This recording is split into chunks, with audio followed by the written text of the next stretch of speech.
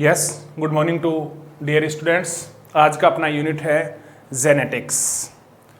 Genetics आनुवांशिकी, जिसका हिंदी रूप होता है आनुवांशिकी। और जेनेटिक्स अपने आप में एक ग्रीक शब्द है। जेनेटिक्स एक ग्रीक शब्द है जिसका मीन होता है टू बिकम या ग्रो इनटू। जेनेटिक्स आनुवांशिकी और जेनेटिक्स एक ग्रीक शब्द है जिसका मीन होता है टू बिकम या ग्रो इनटू, आना या उत्पन्न होना। इट मीन आप कह सकते हैं कि जेनेटिक्स या आनुवांशिकी जीव विज्ञान की एक नवीन शाखा है जिसमें आनुवांशिक लक्षण, विभिन्नताओं एवं उनकी वंशागति का अध्ययन किया जाता है। तो आनुवांशिकी की डेफिनेशन यहां से निकल के आती है कि जीव विज्ञान की वह शाखा, जीव विज्ञान की वह शाखा जिसमें आनुवांशिक लक्षण, जिसमें आनुवांशिक लक्षण, जेनेटिक कैरेक्टर, वंशागति मीन हेरेडिटी एवं वेरिएशंस विभिन्नताओं का अध्ययन किया जाता है, क्या कहलाती है? जेनेटिक्स कहलाती है। जीव विज्ञान की वह शाखा जिसमें आनुवांशिक लक्षण, जेनेटिक कैरेक्टर, वंशागति, हेरिडिटी एवं विभिन्नताओं का अध्ययन किया जाता है, जेनेटिक्स कहलाती है, आनुवांशिकी कहलाती है। और यह आनुवांशिकी जो शब्द है, जेनेटिक्स टर्म है, वह एक वैज्ञानिक था जिनका नाम था W. बैटसन, उनके द्वारा दिया गया। जेनेटिक्स शब्द को देने वाला वैज्ञानिक था W. बैटसन। और यह क्वेश्चन अनेक एग्जाम्स में पूछा जा चुका है कि जेनेटिक्स शब्द किसके द्वारा दिया गया? W. बैटसन के द्वारा दिया गया। और यह जेनेटिक्स जीव विज्ञान की एक शाखा है जिसके जनक के रूप में दो वैज्ञानिक याद किए जाते हैं। एक तो father of genetics, father of genetics और फादर ऑफ जेनेटिक्स के रूप में जाना जाता है ग्रेगर जॉन मेंडल, एवं father of modern genetics, father of modern genetics के रूप में पहचान मिली है W. बैटसन को। ये दो वैज्ञानिक जिन्हें फादर ऑफ जेनेटिक्स एवं फादर ऑफ मॉडर्न जेनेटिक्स के रूप में पहचाना जाता है, जो ग्रेगर जॉन मेंडल एवं W. बैटसन। ये तीन क्वेश्चन अलग अलग एग्जाम्स में पूछे जा चुके हैं, जिसमें पूछा गया है कि फादर ऑफ जेनेटिक्स कौन है? ग्रेगर जॉन मेंडल एवं father of modern genetics W. Bateson. यहां से क्वेश्चन पूछा गया है कि जेनेटिक्स शब्द किसके द्वारा दिया गया? W. बैटसन के द्वारा दिया गया। तो जेनेटिक्स जो कि एक ग्रीक शब्द है जिसका मीन है टू बिकम या ग्रो इनटू, अर्थात आना या उत्पन्न होना। किसका आना? कैरेक्टर्स का आना, लक्षणों का आना। और किसका उत्पन्न होना? नए लक्षणों का उत्पन्न होना। इट मीन यह जीव विज्ञान की एक मॉडर्न ब्रांच है जिसमें आनुवांशिक लक्षण, वंशागति एवं विभिन्नताओं का अध्ययन किया जाता है, या आप कह सकते हैं वंशागति एवं विभिन्नताओं के अध्ययन का विज्ञान ही क्या है? जेनेटिक्स है, आनुवांशिकी है। अब यहां से देखिएगा, जेनेटिक्स की डेफिनेशन में तीन टर्म, आनुवांशिक लक्षण, वंशागति एवं वेरिएशंस, विभिन्नताएं। तो सर्वप्रथम जेनेटिक कैरेक्टर्स क्या होते हैं? किन्हें कहेंगे आप? आनुवांशिक लक्षण। इट मीन वे कैरेक्टर जो एक पीढ़ी से दूसरी पीढ़ी में गमन करते हैं, अर्थात वे लक्षण जो कि जनक पीढ़ी से, पेरेंट पीढ़ी से उनकी संततियों में स्थानांतरित होते हैं या ट्रांसफर होते हैं, वो लक्षण क्या कहलाते हैं? आनुवांशिक लक्षण कहलाते हैं, जेनेटिक कैरेक्टर्स कहलाते हैं। आपने देखा होगा कि संततियां अपने जनकों के समान होती है और कुछ ऐसे कैरेक्टर्स होते हैं जो उनके आपस में मैच नहीं करते, डिसमैच होते हैं।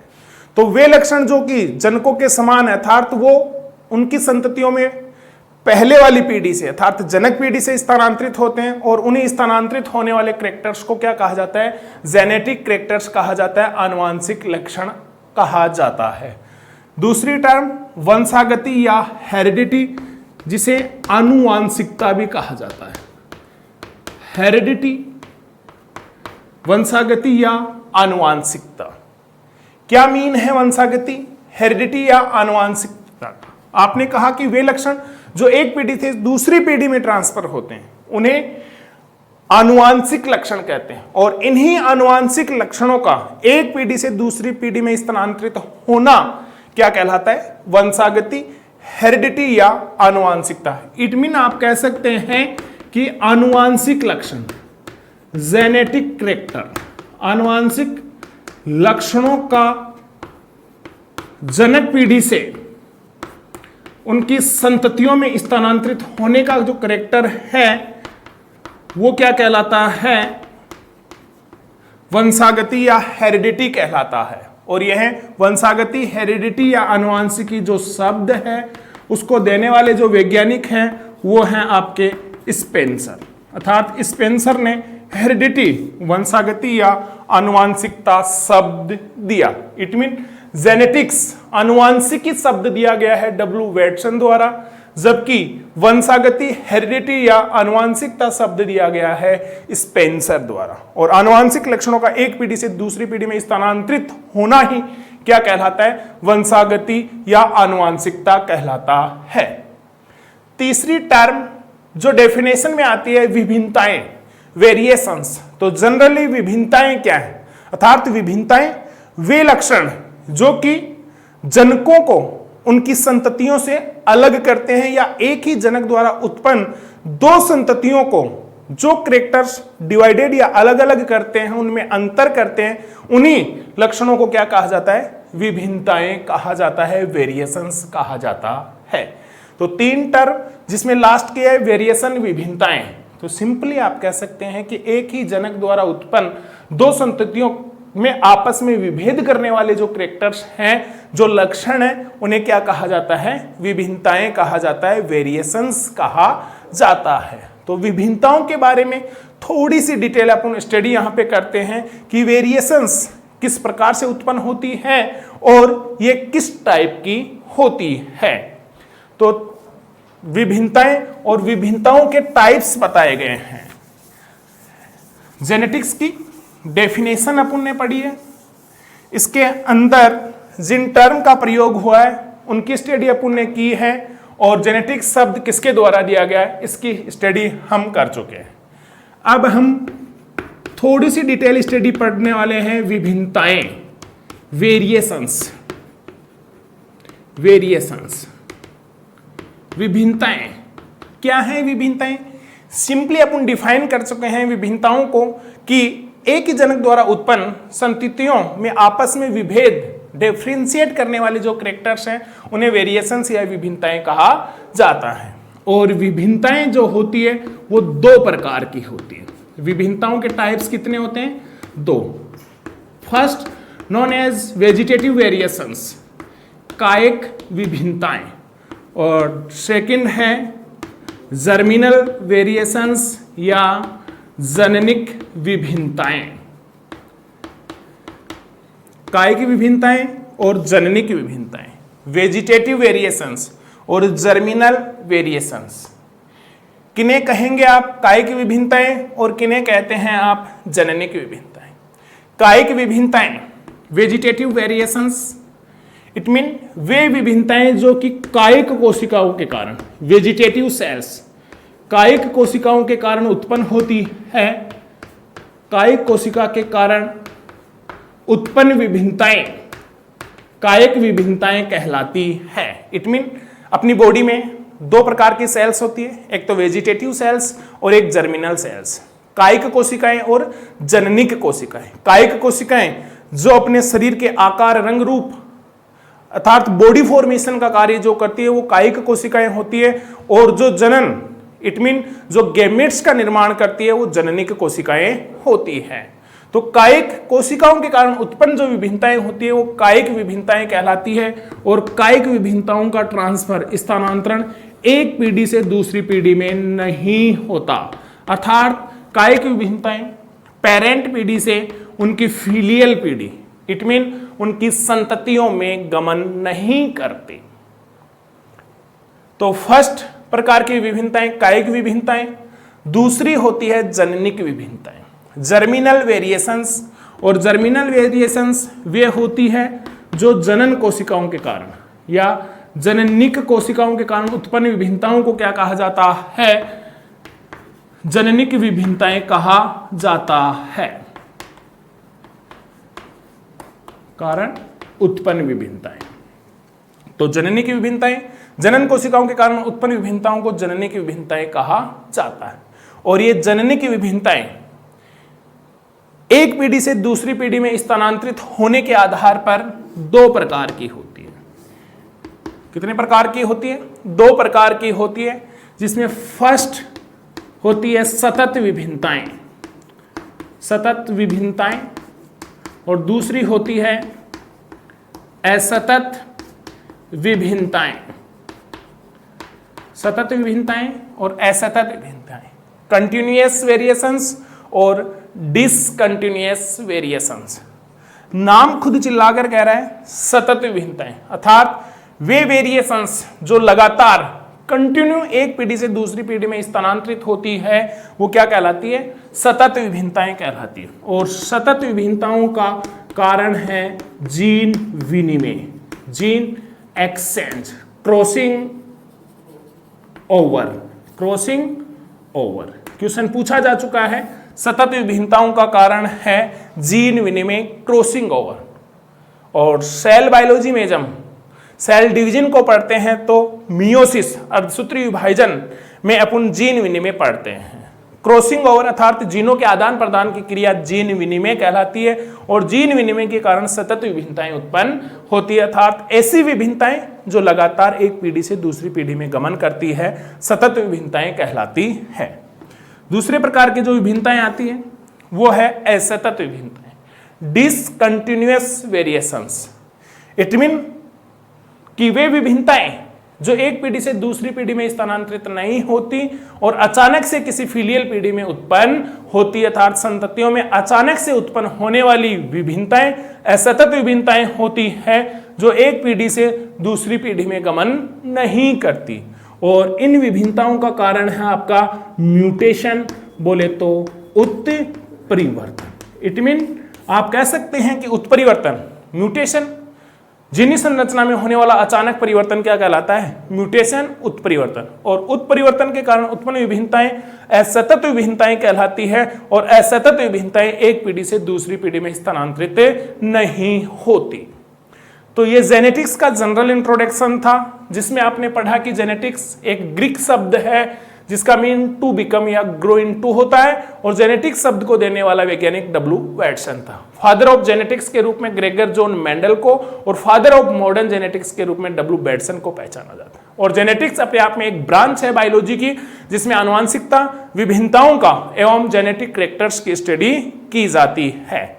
आनुवंशिक लक्षण एक पीढ़ी से दूसरी पीढ़ी में ट्रांसफर होने वाले कैरेक्टर आनुवंशिक लक्षण कहलाते हैं। आनुवंशिक लक्षणों का एक पीढ़ी से दूसरी पीढ़ी में जाना आनुवंशिकता, वंशागति या हेरिडिटी कहलाता है।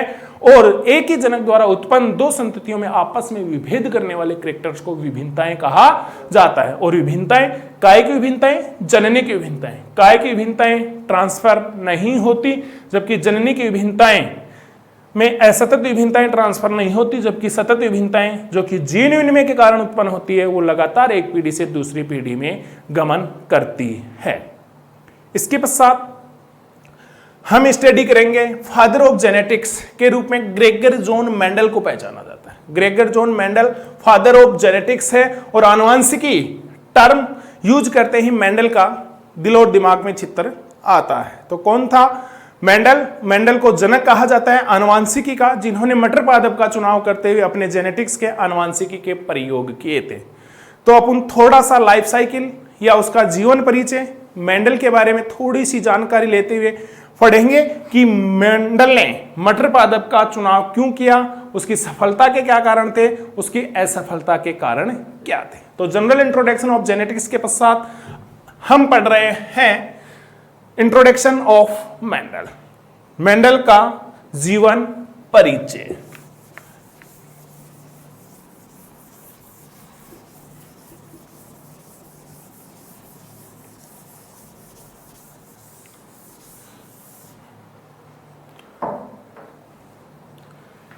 मेंडल का जीवन परिचय, मेंडल का जीवन परिचय, इंट्रोडक्शन ऑफ मेंडल। तो देखिएगा, मेंडल जो कि फादर ऑफ जेनेटिक्स, और मेंडल का पूरा नाम ग्रेगर जॉन मेंडल था। ग्रेगर की मेंडल को उपाधि दी गई थी। क्वेश्चन यहीं से पूछा गया है एक बार कि फादर ऑफ जेनेटिक्स है जे मेंडल या जे मेंडल, तो ग्रेगर जॉन मेंडल। तो मेंडल का जन्म सबसे पहले जन्म 22 जुलाई 1822 को हुआ था। मेंडल की डीओबी, डेट ऑफ बर्थ जो है 22 जुलाई 1822, और मेंडल का जन्म ऑस्ट्रिया देश के हिजनड्राफ प्रांत के सिलसिया गांव में हुआ था। सिलसिया गांव में हुआ था। मेंडल का जन्म 22 जुलाई 1822 को ऑस्ट्रिया देश हिजनड्राफ प्रांत एवं सिलसिया गांव में हुआ था। क्वेश्चन यहां से पूछा जा चुका है, मेंडल किस देश का निवासी था? ऑस्ट्रिया देश का निवासी था। इसके पश्चात मेंडल को सन 1843 में, और कहा जाता है कि मेंडल का जन्म जिस परिवार में हुआ था वो एक पादरी परिवार था, और इनके पिताजी मठ के पादरी थे। ये इनकी प्रारंभिक शिक्षा इनके गांव में हुई, उसके पश्चात ये ब्रून शहर में जाके आगे की पढ़ाई की, और 1843 में इन्हें अगस्टियन मठ का पादरी चुना गया। अगस्टियन मठ का पादरी 1843 में चुना गया, और 1849 में इन्हें ग्रेगर की उपाधि प्रदान की गई।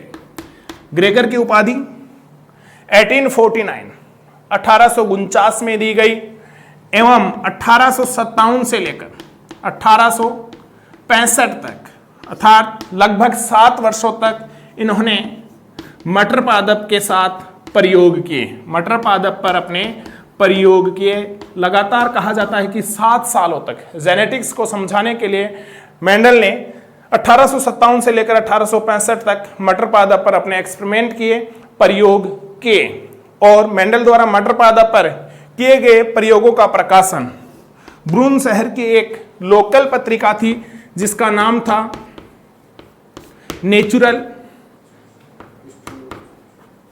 नेचुरल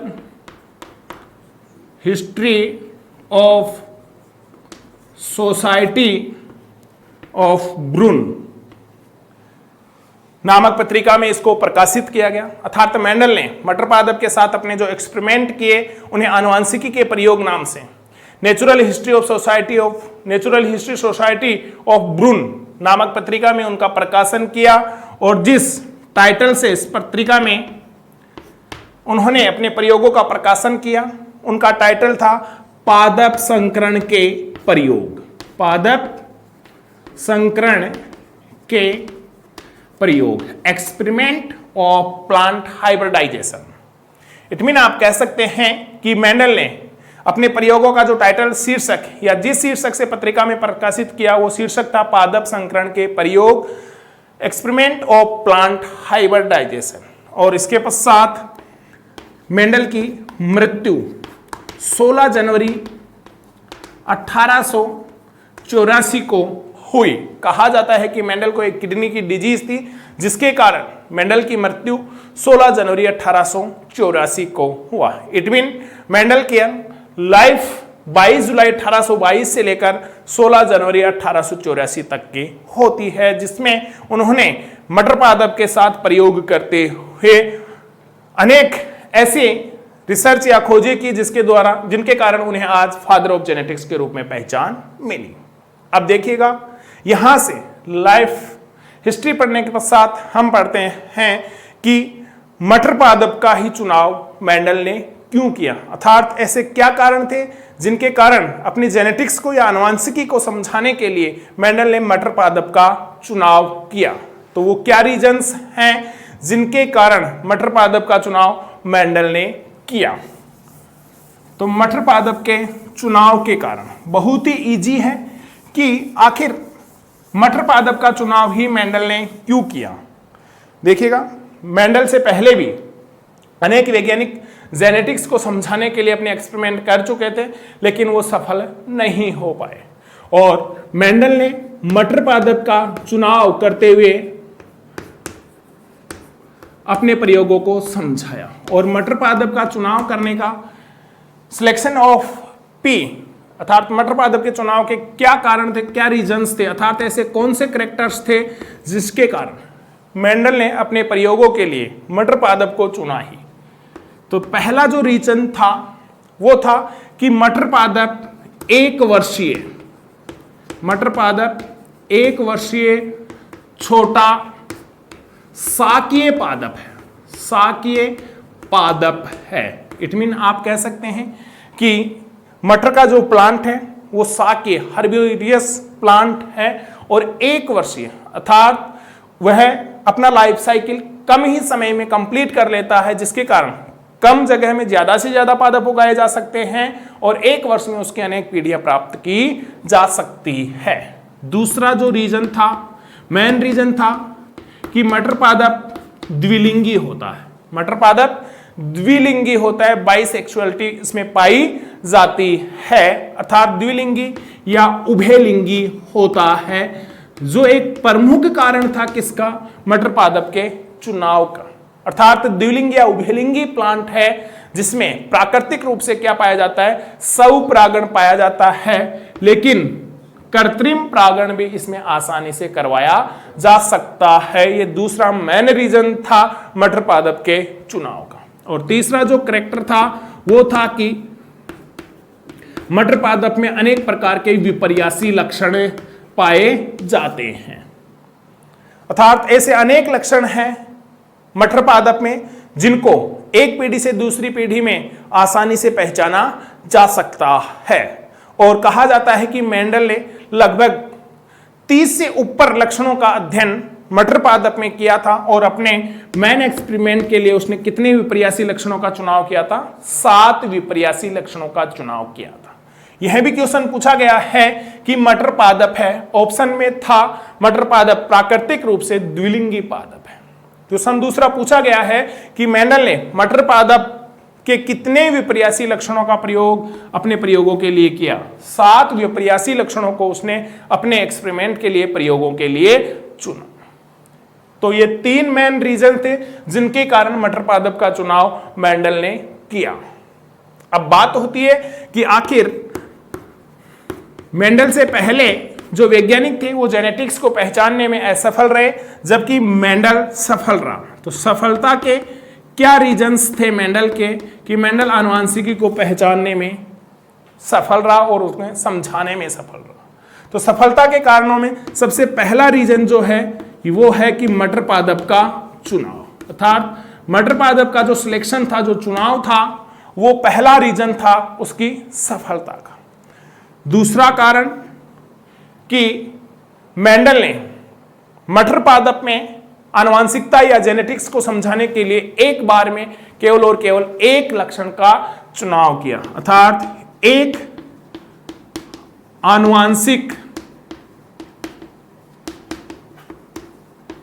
लक्षण का चुनाव। इट मीन मेंडल ने अपनी हेरिडिटी या जेनेटिक्स को समझाने के लिए एक बार में केवल और केवल एक लक्षण की वंशागति का अध्ययन किया। इट मीन आप कह सकते हैं कि जैसे ये 7 विपर्यासी लक्षण मेंडल ने अपने प्रयोगों को समझाने के लिए चुने, उनमें से आता है जैसे तने की लंबाई, पुष्प का रंग, बीज की आकृति, फली की आकृति, पुष्प कलिका की स्थिति। तो 7 विपर्यासी लक्षणों की स्टडी एक साथ ना करके 1 बाय 1 उसने हर कैरेक्टर की स्टडी की और जो वेरिएशंस या विभिन्नताएं आई उनका क्या किया, नोटिफिकेशन अर्थात उनको नोट किया। और सफलता का तीसरा जो कारण था वो कारण था गणितीय एवं सांख्यिकी आंकड़ों का प्रयोग। सांख्यिकी स्टैटिस्टिकली आंकड़ों का प्रयोग। इट मीन मेंडल ने प्रत्येक एक्सपेरिमेंट के पश्चात अपने रिजल्ट को शो करने के लिए उन्होंने रेशो टाइप अर्थात गणितीय आंकड़ों का क्या किया, उपयोग किया था। जैसे अपन आगे पढ़ते हैं मोनोहाइब्रिड क्रॉस और डाई हाइब्रिड क्रॉस, तो उनका लास्ट कंक्लूजन जीनोटाइप और फिनोटाइप के रूप में जब अपन लेते हैं तो रेशो बताते हैं कि जीनोटाइप आता है 1:2:1 और फिनोटाइप आता है आपका 3:1। इस प्रकार से उसने अपने एक्सपेरिमेंट के जो रिजल्ट थे उनको शो करने के लिए स्टैटिस्टिकली और मैथमेटिकली डाटाज का प्रयोग किया था, जो कि उसकी सफलता का सबसे बड़ा रीजन था। इस प्रकार से ये कुछ रीजंस थे जो कि मेंडल को जेनेटिक्स को समझाने में सहायक सिद्ध हुए। लेकिन कहा जाता है कि मेंडल की मृत्यु 16 जनवरी 1884 को हुई थी और उसके जन्म के समय या मृत्यु से पहले मेंडल को जीते जी सफलता नहीं मिल पाई थी। लेकिन सन 1900 में मेंडल वापस फेमस हुआ अर्थात मृत्यु के पश्चात उसकी सफलता मिली। तो कहा जाता है कि उनकी असफलता के कारण क्या रहे। थर्ड पॉइंट के रूप में अपन पढ़ते हैं असफलता के कारण। असफलता के कारण रीजंस ऑफ फेलिंग। उसकी असफलता के कारण क्या थे? तो असफलता के कारणों में सबसे पहला कारण जो पढ़ा जाता है वो है कि मेंडल ने अपने प्रयोगों में गणितीय आंकड़ों का प्रयोग किया अर्थात मैथमेटिकली एवं स्टैटिस्टिकली सांख्यिकी आंकड़ों का प्रयोग किया और यही गणितीय एवं सांख्यिकी आंकड़ों का जो प्रयोग था उसकी असफलता का रीजन बना। देखिएगा, मेंडल 18वीं सदी का वैज्ञानिक था। 1822 को जन्मा, 1884 को एक्सपायर हुआ। इट मीन 18वीं सदी का वैज्ञानिक था और 18वीं सदी में लोग इतने शिक्षित नहीं थे। इट मीन आप कह सकते हैं कि शिक्षा की कमी के कारण लोगों की समझ से गणितीय और सांख्यिकी आंकड़े दूर थे, तो उसकी असफलता का यह प्रमुख कारण माना गया। दूसरा जो असफलता का कारण था वो था कि 18वीं सदी में 2 वैज्ञानिक हुए थे, एक तो डार्विन और एक लैमार्क। डार्विन और लैमार्क दोनों ही ओरिजिन ऑफ स्पीसीज, जातियों की उत्पत्ति के बारे में या उद्विकास, लाइफ ऑफ इवोल्यूशन के बारे में समझा रहे थे। और उसी समय डार्विन की पुस्तक ओरिजिन ऑफ स्पीसीज का प्रकाशन हुआ। अतः लोगों का ध्यान मेंडल के प्रयोगों की तरफ ना होकर ओरिजिन ऑफ स्पीसीज की ओर था, क्योंकि जातियों की, नई जातियों की उत्पत्ति को वो वैज्ञानिक समझा रहे थे। तो लोगों का इंटरेस्ट डार्विन की इस पुस्तक में था। इस कारण से वे मेंडल के प्रयोगों की